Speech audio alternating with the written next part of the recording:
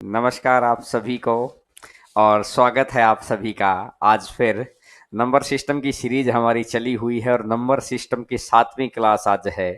पीछे की क्लासेज आप बच्चों ने देख ली होंगी और उम्मीद करता हूं कि जो चीजें हम लोग आपको सिखाने की कोशिश कर रहे हैं वो चीजें आपने उसी लेवल तक में सीख ली होंगी या प्रैक्टिस कर ली होंगी।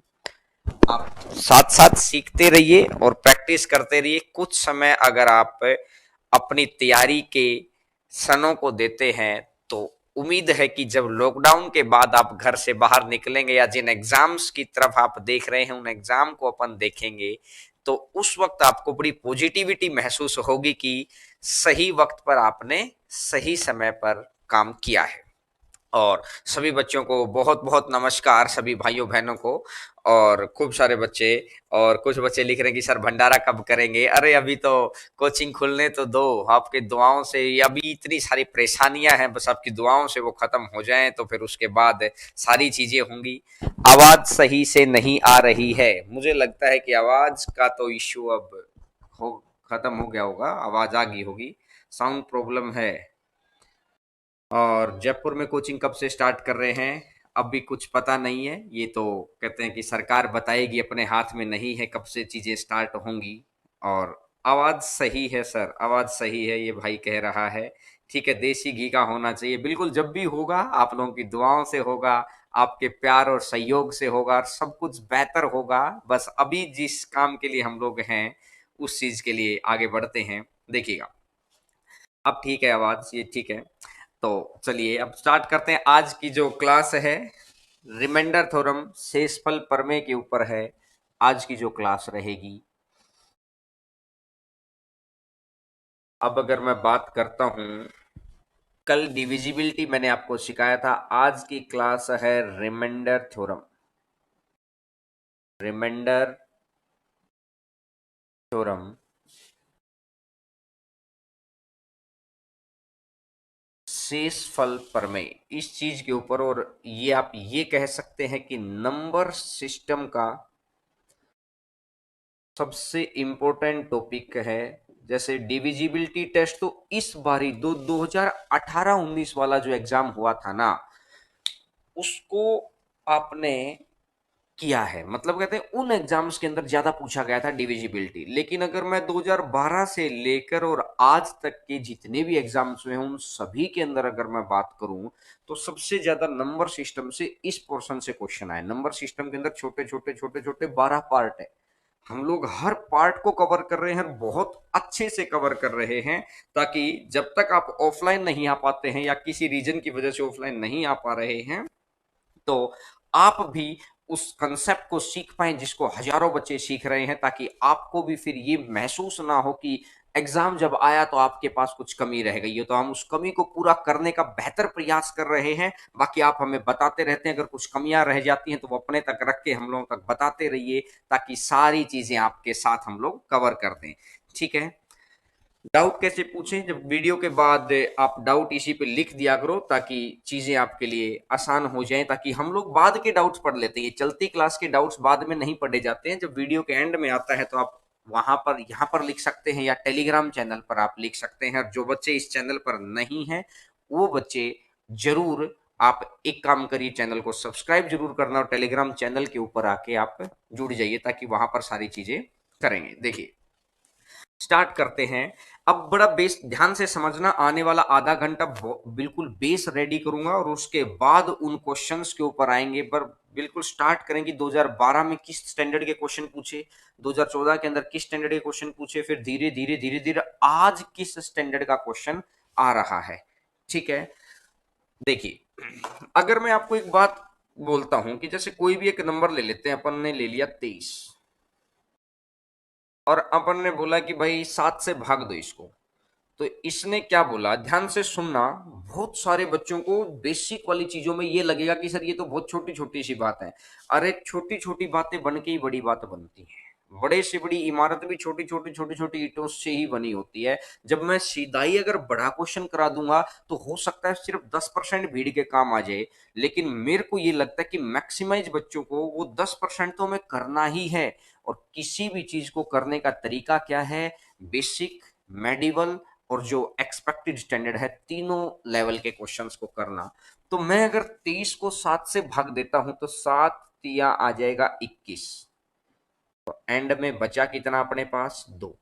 तो जो ये अंत में बचता है ना, ये होता है रिमाइंडर, ये होता है शेषफल, ये होता है। और हमेशा जब अंतिम आंसर अपन देते हैं तो एक चीज आपने देखी, हमेशा पॉजिटिव संख्या के अंदर अपन देते हैं, ये वाली चीज है कि पॉजिटिव में आएगा और 7 से जिस भी संख्या से भाग दिया है उससे छोटा आएगा, पॉजिटिव आएगा, और जिस भी संख्या से भाग दिया है उससे छोटा आएगा। अब अगर मैं आपको बोलूं, जैसे कोई भी नंबर ले लीजिए आप, कि अपन ने ले लिया 29 और मैं अगर 8 से भाग देने चलूं, 8 या 24, ये जहां तक भाग हो रहा है वहां तक भाग कर दो। अब 24 से कितना ज्यादा आ गया, 5, तो जो ये ज्यादा है ना, जिससे जितना ज्यादा है ये हमारा रिमाइंडर हो जाता है, तो ये रिमाइंडर कितना आ जाएगा, 5। मतलब अंतिम जो रिमाइंडर होगा, हमने एक बात सीखी, इसकी 6 तरह के क्वेश्चंस हैं और 6 के 6 टाइप्स में कवर कराऊंगा। बहुत इंपॉर्टेंट टॉपिक है, बात को बड़ा ध्यान से सुनना, अगर आता भी है तब भी गौर करके सुनना सिर्फ बात को, कि जो अंतिम आंसर होगा वो पॉजिटिव होगा, वो जिस भी संख्या से अपन ने भाग दिया है उस संख्या से छोटा होगा, ये बात बिल्कुल फिक्स है। अब अगर मैं बात करता हूं कि जैसे कभी कभार ऐसा भी आ जाए कि जैसे अगर मैं यहां ये मान लेता कि सर अगर आप यहाँ पे 24 ही लिख देते तो अपन रिमाइंडर कितना लिखते, तो अपन रिमाइंडर कितना लिखते, 8 या 24। अगर कोई संख्या पूरी पूरी भाग हो जाती है तो रिमाइंडर कितना आएगा, 0 आएगा, रिमाइंडर आता है 0। अब अगर किसी बच्चे के मन में एक बात जाती है कि सर अगर मेरे को 0 को भाग ही देना हो, मैं मानता हूं 0 को अगर 6 से भाग देंगे तो रिमाइंडर कितना आएगा, अगर 0 को 6 से भाग देंगे तो रिमाइंडर 0 ही आएगा। बोला कैसे, देखो मैं आपके सामने प्रूफ करता हूं चीजों को। छोटी छोटी बातें हैं लेकिन बाद में यही छोटी छोटी बात बड़े गजब का काम करती हैं। 0 को अपन ने अंदर लिखा, 6 से भाग दिया, ये तो 0 बार ही आया, तो 6 गुना 0 0, तो एंड में कितना बचा, 0 ही तो बचेगा। यानी सबसे छोटी 0 ऐसी संख्या है जो सबसे भाग होती है। 0 1 से भी भाग होता है, रिमाइंडर 0 आएगा। 0 2 से भी भाग होता है, 0 5 से भी भाग होता है, 0 8 से भी भाग होता है, 0 सभी से भाग होता है और रिमाइंडर 0 ही आता है। ठीक है। अब अगर मैं गौर करता हूं, अब एक तरीके को सीखते हैं, ये तो आ गया पहली बात। जैसे मैंने एक क्वेश्चन लिखा है पहला ही, जैसे 6, और 6 को मैंने भाग देना चाहा इससे 8 से, तो आपको दो तरीके के रिमाइंडर आप निकाल सकते हैं। अंतिम आंसर पॉजिटिव में ही होगा, लेकिन शुरुआती बीच के क्वेश्चन में आप दो मेथड अप्लाई कर सकते हैं। कैसे, आप ऐसी संख्या ढूंढो जो 21 से छोटी है, जो 21 से छोटी है और 8 से पूरी पूरी भाग जा रही है। 8 दूनी 16, 16 से कितना ज्यादा है, 5, तो इसका मतलब ये तो हो गया भाई 5 प्लस का। आप दूसरे स्टैंडर्ड पर ऐसी संख्या ढूंढिए कि 8 से जो पूरी पूरी भाग हो जाए और 21 से बड़ी है, तो 8 या 24 यानी कितना आ गया, -3। -3 का मतलब क्या है कि इस संख्या में अगर मैं 3 और दे दूंगा, क्योंकि इसमें 3 की कमी है, अगर मैं इसमें 3 दे दूंगा तो ये संख्या पूरी पूरी भाग हो जाएगी। या इसमें से मैं 5 निकाल लूं, इसके पास 5 ज्यादा है, मैं इसमें से 5 निकाल लूं तो क्या होगा, ये पूरी पूरी भाग हो जाएगी। हम लोग प्रोसेस दोनों के ऊपर कर सकते हैं, लास्ट आंसर के ऊपर कोई प्रभाव नहीं पड़ता है कि भाई प्लस क्या आपने लिखा है कि माइनस लिखा है, लास्ट आंसर के ऊपर कोई प्रभाव नहीं पड़ेगा। देखिए, अगर मैं आपको समझाऊं ध्यान से एक एक बात को, और आप भी कमेंट के थ्रू जवाब देना। अब कि जैसे अगर मैंने ये बोला भाई 32 और 32 को मैंने लिख दिया 9, 32 को मैंने लिख दिया 9, 9 से भाग देना है। तो मुझे बताओ 9 से पहले एक छोटा मतलब 9 से भाग देना, तो 32 से छोटा नंबर जो 9 से पूरा भाग हो जाए, 9 तिया 27। तो 27 से कितना ज्यादा है, 5। और अब अगर मैं देखता हूं कि 9 चौका 36, 36 से कितना कम है, 4। तो आपने देखा कि आप प्लस वाली चीज भी लिख सकते हैं और आप माइनस वाली चीज भी लिख सकते हैं। इन दोनों में से कोई भी चीज आप लिख सकते हैं, ठीक है। अच्छा, यहां से एक चीज और देखना, निशान के ऊपर मत जाना। इन दोनों का जोड़ हमेशा वही संख्या के बराबर होता है जिससे भाग देते हैं। 5 और 3 8 आया। अगर मैं यहां देखता हूं 5 और 4 कितना आया, 9 आया। देखो, अगर एक चीज और सीखते हैं ताकि फिर आगे दिक्कत नहीं आएगी, शुरुआत में ही दो एग्जांपल ज्यादा लेके चलेंगे। जैसे पिछले टॉपिक, जैसे डिविजिबिलिटी को लेके या फैक्टर को लेके या प्राइम नंबर को लेके, हर एक सेक्शन पर हमने ऐसी नजर डाली है कि आप अगर अच्छे से उन चीजों को नोट करके पढ़ रहे हैं तो मतलब ही नहीं है कोई क्वेश्चन आपका रुक जाए। एग्जाम आप कोई दे देना इंडिया के अंदर, SSC, CGL, CPO, MTS, data entry operator, REET, NTPC, group D, जिन एग्जाम्स के अंदर ये टॉपिक आता है, यूपीएससी वाले एग्जाम्स के अंदर जो सी सेट में पूछा जाता है, या यहाँ पर आरएएस वाले बच्चे, या बिहार के एसएससी, मतलब जो भी एग्जाम आप देंगे ना, रिमाइंडर थ्योरम का अगर क्वेश्चन आएगा तो मैं वादा कर रहा हूं कि 2 क्लास से 3 क्लास लगेंगी। आप अगर इन तीनों क्लासों को कर लेंगे तो क्वेश्चन रुकेगा नहीं, देखिएगा। अब अगर मैं आपको एक बात बोलूं, मैंने एक नंबर ले लिया यार 42, और 42 को अगर मैं भाग देना चाहूं, मैंने इसको भाग देना चाहा, चलो 10 से देते हैं, ठीक है। अब एक देखिएगा, 10 से अगर मैंने भाग दिया तो 10 चौका 40, तो 40 से कितना ज्यादा है, 2। और 10 पंजा 50, 50 से कितना कम है, 8। बड़ी संख्या से जितना कम होगा, और मैंने अभी बताया था अगर मैं इन दोनों का जोड़ कर दूं तो ये उसी संख्या के बराबर आएगा जो जिससे अपन ने भाग दिया है। ये बात आपको अच्छे से समझ में आ गई होगी। अभी आपके माइंड में एक विचार आएगा कि सर ये माइनस वाला अपन निकाल क्यों रहे हैं जब आंसर में प्लस में देना है। ये चीज अपन आगे बढ़ के सिखाऊंगा मैं आपको कि अभी माइनस वाला अपन ने क्यों निकाला है। अपन क्या चाहते हैं, कैलकुलेशन आसान हो, जल्दी से आंसर आए। ये हमारी बहुत हेल्प करेगा कैलकुलेशन के आसान करने में और जल्दी से आंसर के आने में, ठीक है। अब देखिएगा, मैं आपको एक दो एग्जांपल से आप समझ गए हैं। अब मैं एक छोटा सा एग्जांपल और लेता हूं। जैसे मैंने कोई भी एग्जांपल यहां पे ले लिया, 62 गुणा, मैंने ये ले लिया 73, और ये ले लिया 9, 9 से भाग देना है। अब एक बात, मैं चारों तरीके से आंसर आपको निकाल के सिखाऊंगा पहले क्वेश्चन का, या आज की क्लास का मेरा मोटिव सिर्फ इतना सा है कि आप मेरी उस बात को सीख पाए, बस। आज का मोटिव आंसर तक पहुंचना नहीं है, आज का मोटिव है क्लास के कंसेप्ट को पहचानना। जब कंसेप्ट क्लियर हो जाएगा, अगली क्लास के अंदर मोटिव रहेगा आंसर तक पहुंचना। तो कोशिश करिएगा कि आपको हम लोग, जो मैं कह रहा हूं उस बात पे पहले गौर करिएगा, मैं कहना क्या चाह रहा हूं। 62 से छोटी एक ऐसी संख्या चाहिए जो 9 से पूरी भागे। 9 6 54, 54 है तो 54 से कितना ज्यादा है, 8। 9 7 63, 63 से कितना कम है, 1। पहली बात।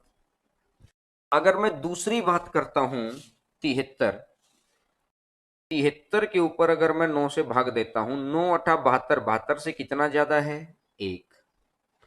और अगर 9, तो यहां से आ जाएगा, मेरे को पता है इन दोनों का जोड़ 9 होना चाहिए, तो ऑब्वियस सी बात है 9 8 आ जाएगा, ठीक है। अब एक बात देखिएगा, मैं आपको सारे तरीके से आंसर निकाल के सिखाता हूं। पहले अगर मैं पहले तरीके से आंसर निकालता हूं कि पहली संख्या का भी प्लस मैं ले लूं और दूसरी संख्या का भी प्लस मैं ले लेता हूं, तो 8, पहली संख्या का 8 और दूसरी संख्या का आया 1। बीच में गुना का निशान है तो गुना ही रखो, 1 और डिवाइडेड बाय 9, तो यहां से रिमाइंडर कितना आया, 8। अगर मैं दूसरा लेता हूं कि चलो पहले का प्लस और दूसरे का माइनस, यही ले लेता हूं, पहले का प्लस और दूसरे का माइनस, तो 8 इंटू में -8। अब मैंने देखा कि 8 गुना 8 करूंगा तो 64 आएगा। तो ये तो भाई हो गया है माइनस का 64 अपॉन। अब एक बारी के लिए आप माइनस भूल जाओ, एक बारी के लिए इसको भाग दो। 9 × 7 = 63। 63 में कितना बच गया? अब एक बच गया। तो इसको अपन क्या लिख सकते हैं? -1/9। इसको ऐसा लिख सकते हैं। और आपको एक बात पता थी कि लास्ट आंसर हमेशा पॉजिटिव देना है। तो मतलब ऊपर वाली संख्या 9 से पूरी भाग हो जाती, बस उसमें एक की कमी है। तो इसका मतलब है 9 में से एक घटा दोगे तो आंसर कितना आएगा? 8। इस पॉइंट को बहुत ध्यान से समझ लो, ये ही है मेन पॉइंट यहां माइनस वाले का समझाने का, कि जब ऊपर वाली संख्या प्लस में होती है तो हम बहुत आसानी से भाग दे सकते हैं, लेकिन अगर माइनस में आती है, 8 गुना 8 अगर मैं करता हूं तो 64। लेकिन भाई माइनस का 64 है, तो यहां पर माइनस का निशान कोई प्रभाव नहीं डालता, कुछ नहीं। माइनस को भूल जाओ एक बारी के लिए। 64 को आप 9 से भाग देंगे तो 9×7 = 63, बचा कितना? एक। उस एक को लिखा और साथ में माइनस आ गया। अब क्या करेंगे आप? 9 में से एक घटा दो तो आंसर कहीं आएगा 8। देखिएगा, पहले को हमने पूरा कर लिया दोनों तरीकों से। पहले का पॉजिटिव, दूसरे का पॉजिटिव। पहले का पॉजिटिव, दूसरे का नेगेटिव। मैं सिर्फ ये समझाना चाह रहा हूं कि आप चाहे प्लस वाला रिमाइंडर ले लो, आप चाहे माइनस वाला रिमाइंडर ले लो, लास्ट आंसर के ऊपर कोई प्रभाव नहीं पड़ता है। लास्ट आंसर हमेशा उतना ही रहता है। अब अगर मैं आपके आता हूं तीसरी बात के ऊपर, देखिएगा थर्ड, यहां से माइनस और यहां से प्लस। तो मुझे एक बात हो, -1 गुना +1, -1 गुना +1, तो ये आ जाएगा -1। और -1/9, तो क्या वही 8 आया कि नहीं आया? बोलो, बस इतनी सी बात। समझ में आ रहा है? हाँ ना में जवाब दिया करो। अब अगर मैं बात करता हूं चौथा, फोर्थ, यहां से माइनस और यहां से भी माइनस। अब माइनस के भी दोनों दोनों संख्याओं के साथ होगी ना माइनस, तो -1 गुणा में -8 और बटा 9। और मुझे एक बात तो, माइनस और माइनस करके ये चीज मैं आपको सिखा चुका हूं, ये प्लस बनता है। तो यहां से ये बनेगा 8/9, और ये अगर 8/9 है तो ये बन जाएगा 8। क्लियर होगी मेरी बात? तो इतनी सी बात मेरे को समझ में आई कि मैंने आपको चारों चीजें करवा दी, और चारों चीजों में आंसर, लास्ट आंसर हमेशा पॉजिटिव होगा, पहली बात। 9 से छोटा होगा, दूसरी बात। और तीसरी और इंपॉर्टेंट बात है कि आप माइनस प्लस में से कोई भी चीज ले लो, अंतिम आंसर पे कोई प्रभाव नहीं पड़ेगा। मैं उम्मीद करता हूं कि जो चीज मैं आपको समझाना चाह रहा था वो चीज आपको समझ आ गई होगी, बहुत आसानी से समझ में आ गई होगी। अभी की चीजें वो चल रही हैं, हो सकता है बहुत सारे बच्चों को आती भी हों, लेकिन सभी बच्चों को साथ में लेके चलना है तो ऑब्वियस सी बात है कि आपको जीरो से ही कहानी को शुरू करना पड़ेगा। ठीक है, देखिए आगे बढ़ते हैं। एक क्वेश्चन मैं और लेता हूं ताकि आप इस एग्जाम्पल को समझ पाए, उसके बाद अपन लैंग्वेज, क्योंकि आज के टाइम पे जो क्वेश्चन आ रहे हैं ना, मेरी बात को बड़ा गौर करके सुनना, आज के टाइम पे जो क्वेश्चन आ रहे हैं वो क्वेश्चन आ रहे हैं लैंग्वेज वाले क्वेश्चन, कि लास्ट डिजिट बताओ कितनी है, लास्ट 2 डिजिट बताओ कितनी है, लास्ट 5 डिजिट बताओ। उस वक्त आपको चाहिए कि आप पैटर्न समझ के बैठे हों।